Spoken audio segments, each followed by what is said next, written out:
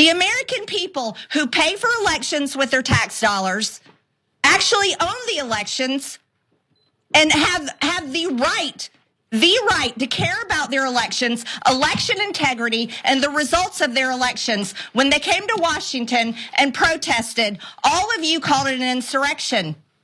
And then when Joe Biden was inaugurated and this entire Capitol complex was surrounded with 30,000 National Guard troops, none of you stood there and called that an insurrection. Oh no, you all stayed silent. I'm not going to be silent now. I'm going to laugh at you.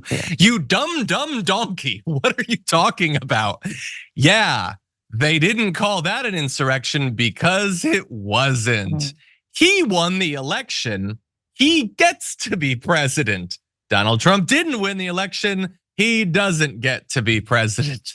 That's how it happens. At our production meeting, I was like, you know, when that guy burst into the bank and stole a bunch of money, you called it robbery. But later on, when a little old lady walked in and deposited $100, you stayed silent. Yeah, that's because different things are different. She is so bad at this. She thinks that if she just raises her voice, she'll have more authority, more gravitas. No. The American people paid for the election, so they have the right to care about it. Sure, I guess. I don't think that's an enumerated right. That does not mean that they get to sack the Capitol.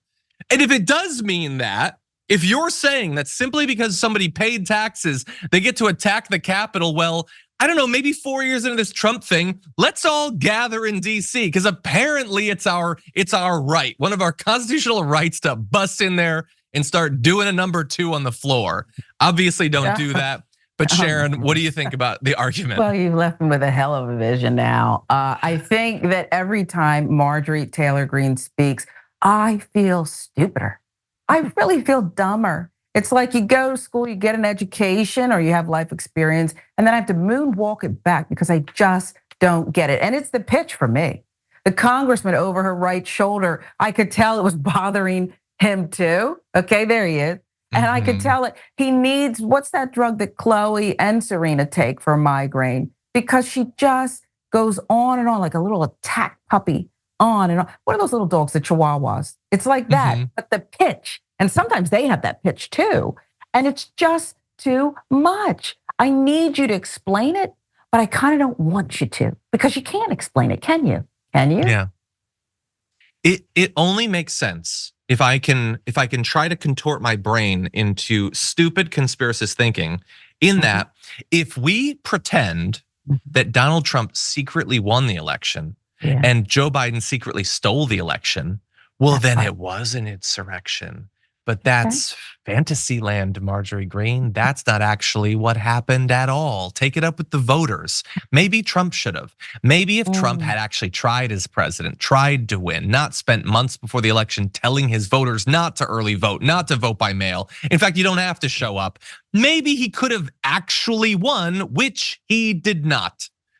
But no, Marjorie Greene clearly still in the camp of the insurrectionists, doing PR for them. And she does not like when you point that out, by the way. Here's a little bit more fun in this video. It's quite a shame that you call them political prisoners or hostages. I think maybe you called them. They actually try to overthrow our government. Let me continue with my time. She's not recognized. Thank you. So I think it's quite interesting that my colleague wants trying to talk about the safety of DC. When she literally supported an insurrection, an attack on the Capitol, visited the prisoners. I was there as one of 2 Democrats there as part of that visit on behalf of this committee, and seeing her high five folks that want to overthrow our government. That is Democratic Representative Garcia, and whatever you think of him, he's stating facts. And she doesn't have any response. Well, not any response. She shouted a bunch of stuff and then stormed out of the room, you know, like adults do. And that was it. Loved the editing, by the way, with the little arrow following her. She shouted some insults at him and then clomped out. Like she was angry at her server at Panera or whatever. I have a feeling this is probably not the first or even one of her best storm outs when she doesn't like what someone is saying to her. But it is what I think should be below the dignity of the office. If you are going to go to a prison where these people who attempted to overturn the results of the election are, and you're going to literally high five them and talk about how cool they are while simultaneously in public calling them Antifa, then answer for that. That seems to be a stance that you're taking. Take the stance. Don't just run away from when people point it out. But that's all she had, Sharon. What do you think? Yeah, I remember when Hunter Biden left. Okay, and I don't think he stomped out, and how she's, what are you afraid of? That's what that, and I love the arrow too, made me think of. But this is so pathetic. What he's really saying is, you are behaving like a traitor to the United States. You are siding with people who tried to do harm to your country that you claim to love. I think it's time to collect signatures. We need to carve her on Stone Mountain, Jackson, Lee, okay, Davis, and then Greene.